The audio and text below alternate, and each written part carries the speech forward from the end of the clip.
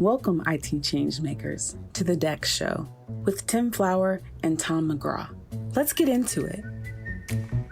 Hello, everybody. It's been a minute, but we're back. It's Reality Bytes, and we have a full house for you today, which means there's me, there's Tim Flower, there's Dina, there's Sean, there's Megan, and we are expecting Oriana to join us too any minute now. So very, very excited to be back on the mic. Obviously, we've had a bit of a break with everything we've had going on at NextThink, specifically around the incredible Experience Everywhere World Tour.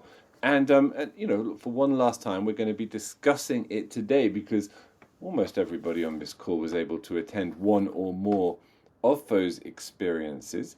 And Tim and I fortunate enough to attend two. We were on stage, if you saw us, in London and then in Boston, and we had a good time, didn't we, Tim? Yeah, it was a blast. It was really cool to be in the same room with everybody and let everyone at the show experience what we do, kind of get a little bit of a behind the scenes view. It was pretty slick. Yeah, it was amazing.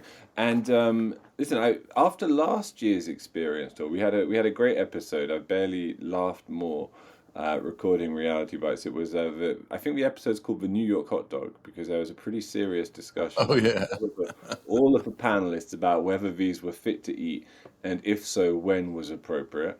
I have an analogous thing, right? I hate to pick on I feel a bit bad picking on the American venue of Boston. It's all right. My general commentary.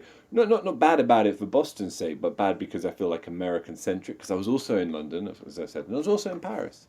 But America is the more exotic trip for me. I fly the furthest. I see them. It feels more different, more exotic to be there. And this time, rather than the hot dogs, the standout cultural outsider impression I took away concerned Boston driving. I didn't even know there was a thing around it, and I won't repeat the very rude term that they use there for themselves as a state. That's awesome. But what it was so I was in a taxi and I was like, what is wrong with these people? I was scared for my life.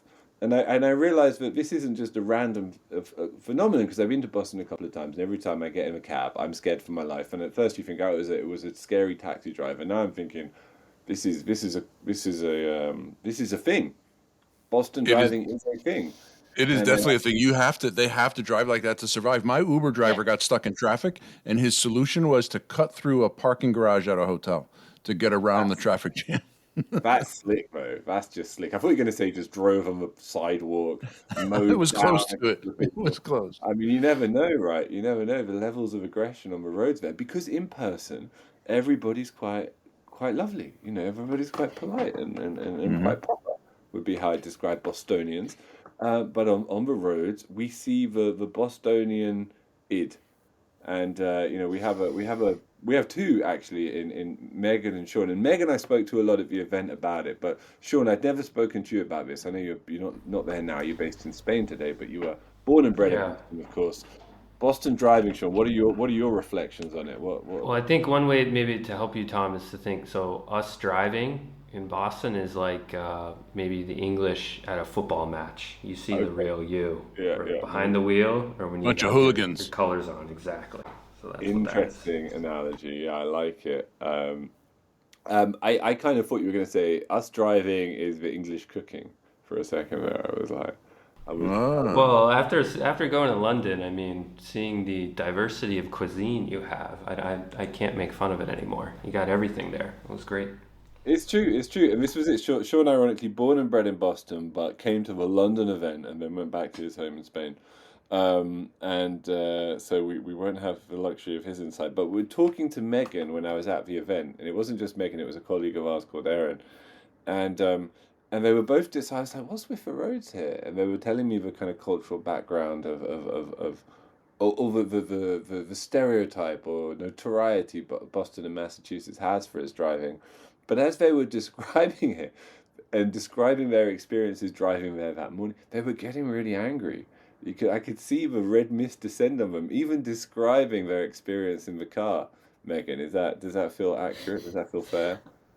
I'm laying here beyond mute and I'm cackling. Yeah, I think. Don't cackle on me. Megan. I didn't This is even funny. realize. Come on, let's hear the cackle.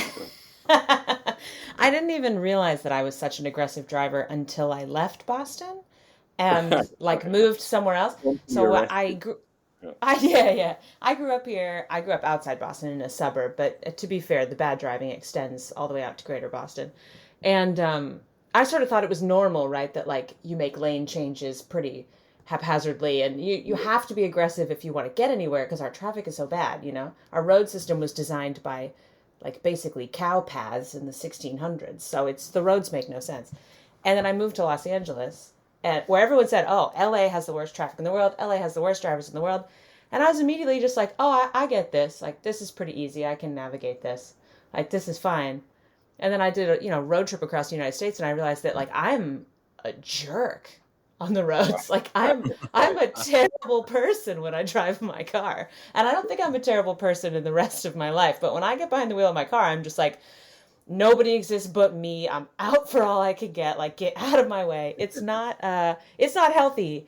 But it's our survival. It's a cultural tradition of sorts. Yeah, it's the Bostonian id, to use the Freudian term, not necessarily an obvious one for Reality Bites, but nonetheless, I thought it fit. Um, yes, and you mentioned lane changing. That is actually quite distinct because it's not just that you're changing lanes. The general point of lane changing in Boston seems to be to swerve directly in front of some fellow driver Yep. who's somehow With annoyed no you. signal. Yes. The signals Yeah, don't yeah. work. No. Slip Signal into shows that. weakness, Tim. Right. A Really Why signal would is a I? sign of Why would I? weakness. Why would I expose to others what I plan to do? No, because then they'll speed up. If you put your Right. signal No, for on, when you double they'll park. speed Exactly. up. Oh, Oh my it's goodness. yeah. I take some But joy in humans it these only days. turn their lights on when they're double parking. Right. Oh, right.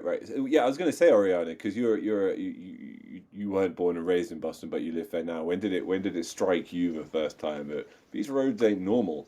What are your reflections as an emigre to Boston? I actually haven't found it that terrible being like on the outside of Boston. Right. But yeah, I don't drive into Boston unless I absolutely have to. Got it. Um, there's below the river and above the river in Boston, and they're like two separate countries. Got it. Okay. This is me. This sounds like a discussion for another time now. We're moving into the finer details of Bostonian cultural geography. So, but let's stay with you, Oriana, because it was wonderful to see you in Boston, in person once again. And I got the impression because I was flitting in and out, had various things to do, but I kind of saw you in the audience quite a bit. So I wonder if you might be one of the best positioned people on the call to tell us what it was like and really what stood out to you about the Boston event in particular. Yeah, it was really good to see you and so many other people too. I think that was one of my favorite things was just having the chance to talk to so many people, and of the people I spoke to, that's something that they mentioned too was how delightful it was to be able to connect with other people, share experiences, learn from one another. Um, One of the things that I had the privilege of sitting in on our user group, and so that was really great because there were these very organic conversations there. So in Boston specifically, there was a day before the start of Experience Everywhere where we had training and we had a user group.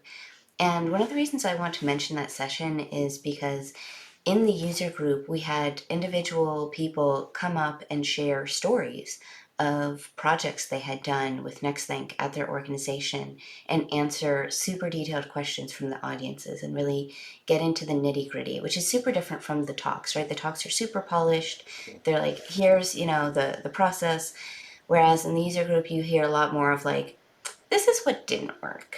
These are the things that we tried. These are the workarounds we found. And then this is how we persuaded this person of the value of this thing. This is the pushback that we got. This is how we proved the value. And I think being able to talk through how people overcame those challenges was super valuable and also gives people a chance to network and connect. So if other folks are interested in that kind of more conversational experience, I also highly recommend joining Next Think Community and some of the upcoming events. We have regular tech cafes that are fantastic for the same reason. Yeah, they're a lot of fun. That's a really good point about the breakout sessions because there's actually a new innovation, specifically I think at Boston this year. I don't think we did them we didn't do them in London, I believe. And Megan, you were able to attend a couple of those yourself, am I right? Yeah, so I believe the breakouts were a request from customers actually after New York last year, Yeah. because they wanted to have access to more content, and I was involved in putting together one of them. I worked with the Dell team on their presentation, helped coordinate, and I was standing in the hall as people were funneling in and sort of coming to where we had the breakout sessions. We had 3 rooms, so you had a choice of 3 different sessions before lunch, 3 different sessions after. And I noticed, like, whole teams were coming up and they were sort of strategizing, like, okay, I'm going to go watch the Accenture talk. You guys watch Dell. I'm going to go into the third room. Like, people were sort of like divide and conquering so they could learn as much as possible from the Nice. breakouts on a single day. And I thought that was pretty cool. Nice. And another thing that I know sort of stood out to you was the Gartner presentation, Meg, and we'll get to that maybe in a second. I just wanted to say one thing that stood out to me in the day was I caught Andrew Hewitt from Forrester's presentation. If I can get away with mentioning Gartner and Forrester within a minute of one another, I think they might both fine us for that. But and what was cool about Andrew's always a great presenter. What I enjoyed about it was he was an old head at Experience. So he'd been at Experience since it was called Analytics, maybe 8, 9 years ago. Tim, does that sound about right? Yeah. It started out as an analytics conference.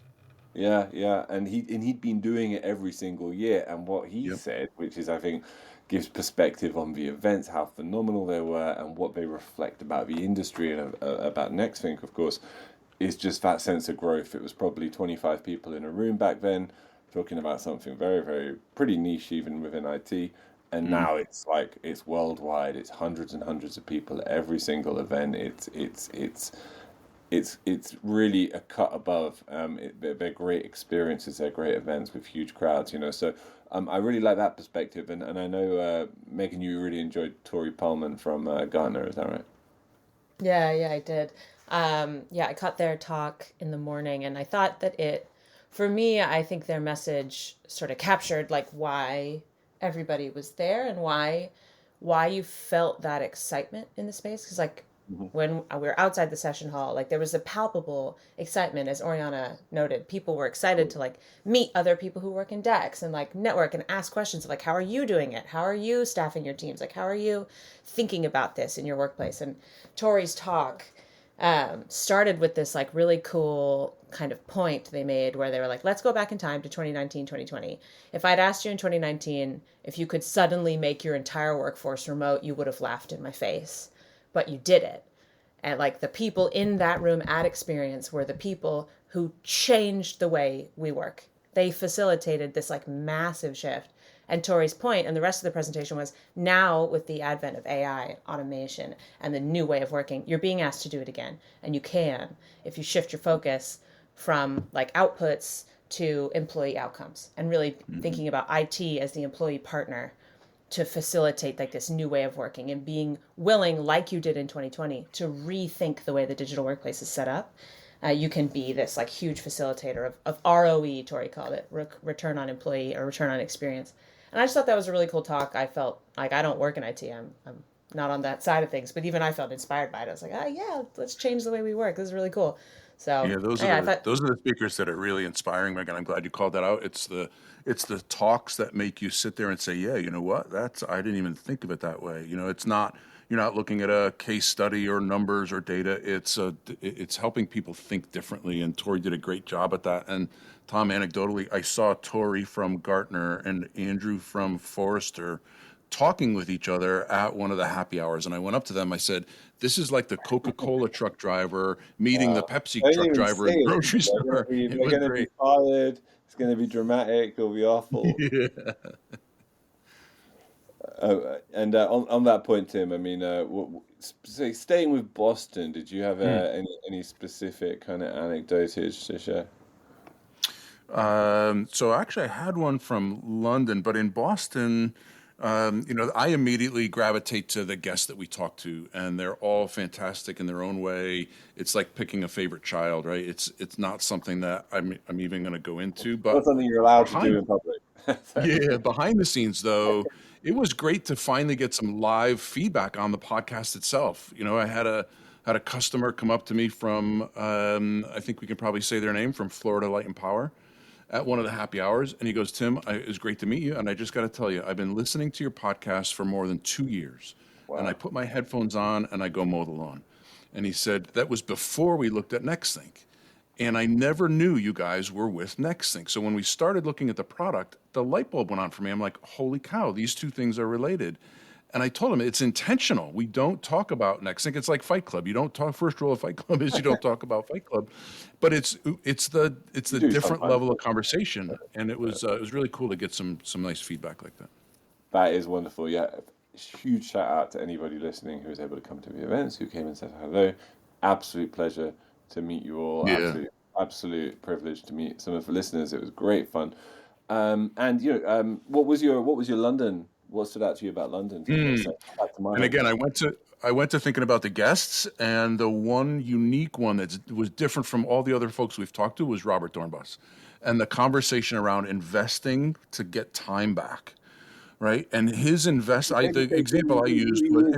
We should maybe say who he is first of all. Yeah, so Robert Dornbus was the former Formula One race car driver. Outstanding presence on the stage. He did his own session and great videos, great examples of what it's like to be a driver. But on our show, we talked about how do you invest money to get time back? Because even fractions of a second can mean a win or a loss. And it's not just in the driver, it's in the speed of the car, it's in the speed of the pit stop. So I said, you got $1 million, where are you going to invest to get some of that time back? And I thought his answer was really funny. He said, if all you got's $1 million, don't even bother, right? They're investing tens of millions of dollars just to practice. So it was a real cool perspective on the amount of money that you need to invest to actually win against the competition. I thought it was pretty cool. Yeah, for sure. Money and time are real. The dynamic within DEX is I feel like a real emergent theme and something we're going to be delving into more deeply, maybe in 2024. But another man who's in London, as I say, is our Bostonian born and bred colleague Sean, now living in Spain, who came to London on the London event. And you enjoyed the trip generally, Sean, and how was the event in your view? I did. I had a good time.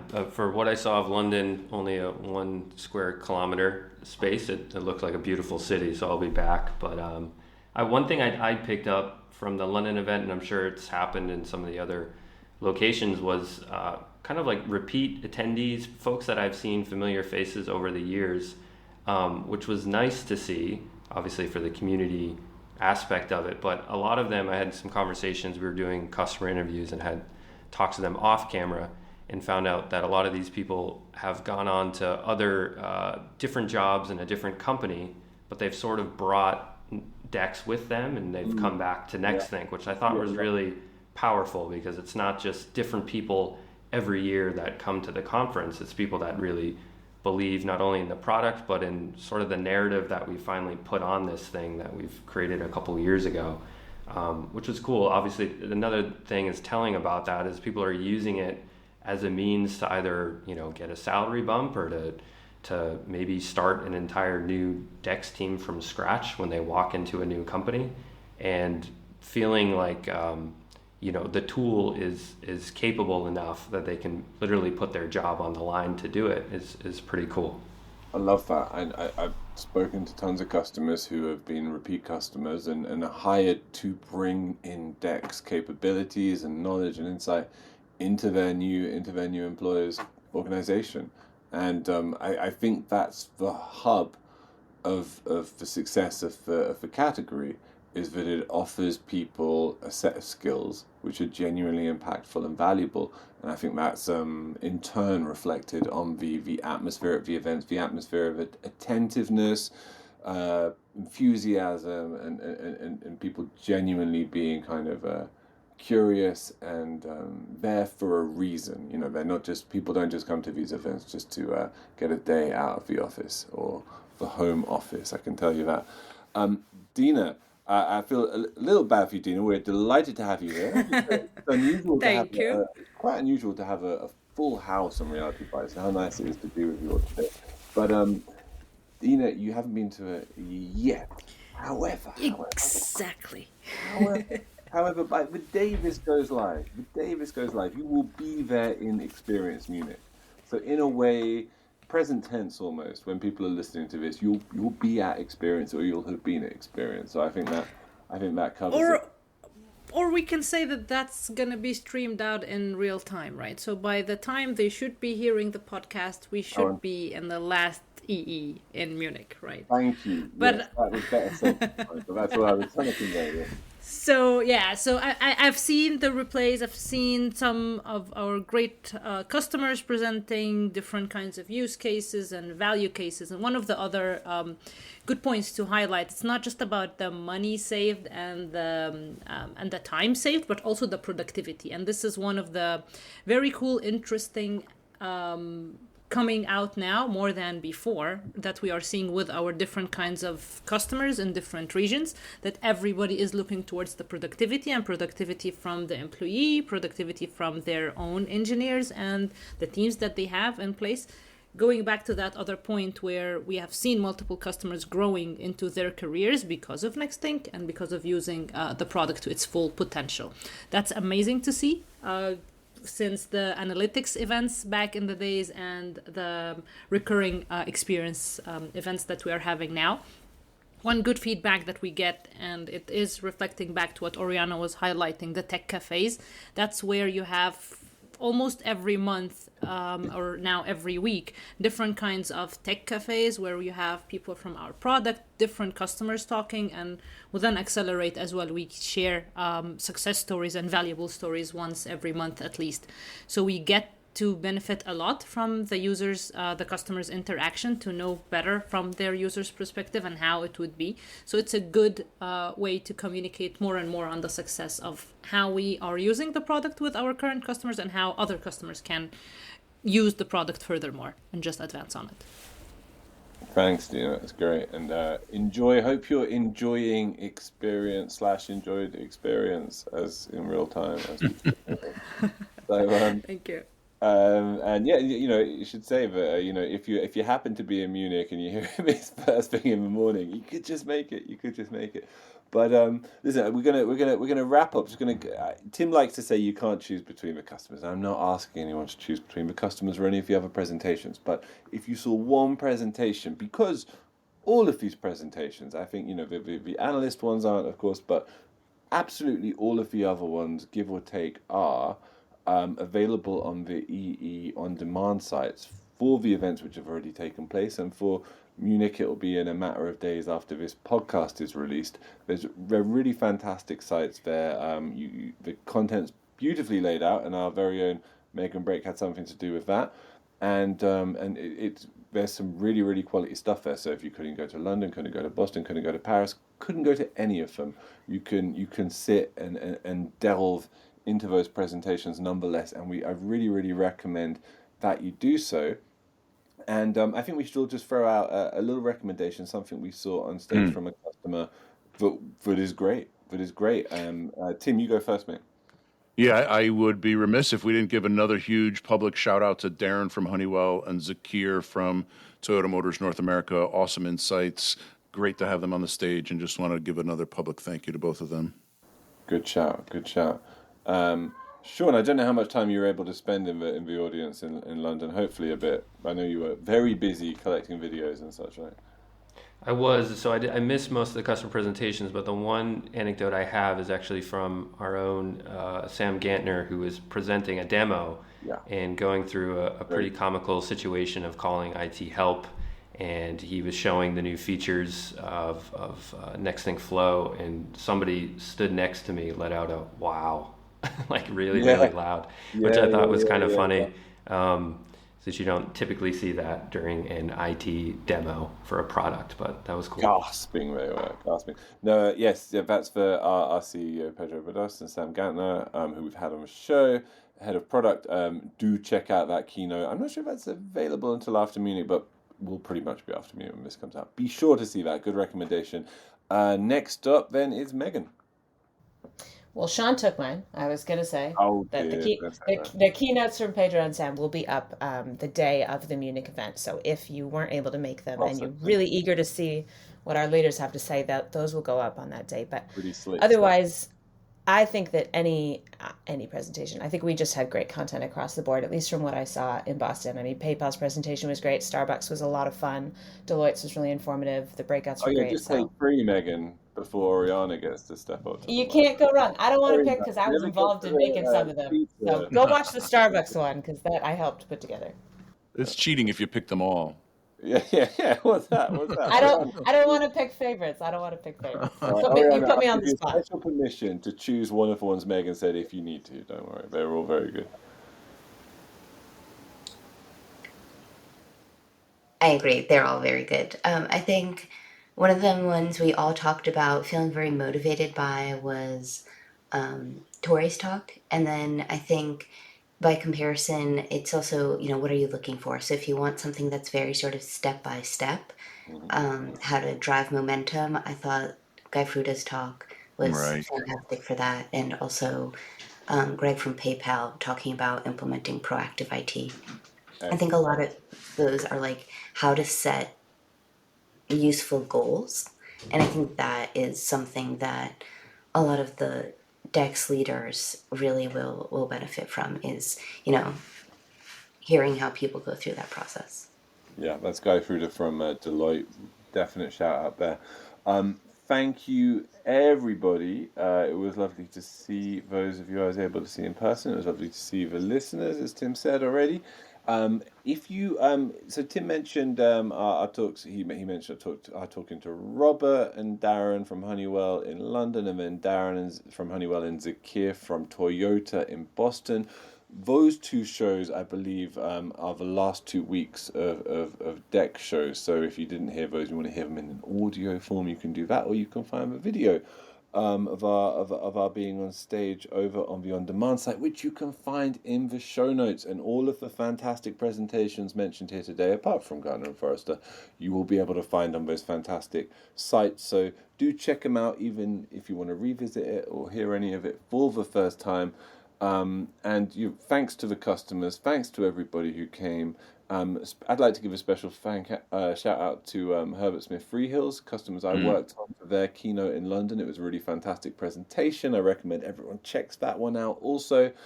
And thanks to everybody for coming on the show today. It was lovely to have a full house Reality Bytes. Goodbye. That was so dreary. That was terrible. To make sure that you never miss an episode, subscribe to the show in Apple Podcasts, Spotify, or your favorite podcast player. And if you're listening on Apple Podcasts, make sure to leave a rating of the show. Just tap the number of stars you think the podcast deserves. If you'd like to learn more about how NextThink can help you improve your digital employee experience, head over to nextthink.com. Thank you so much for listening. Until next time.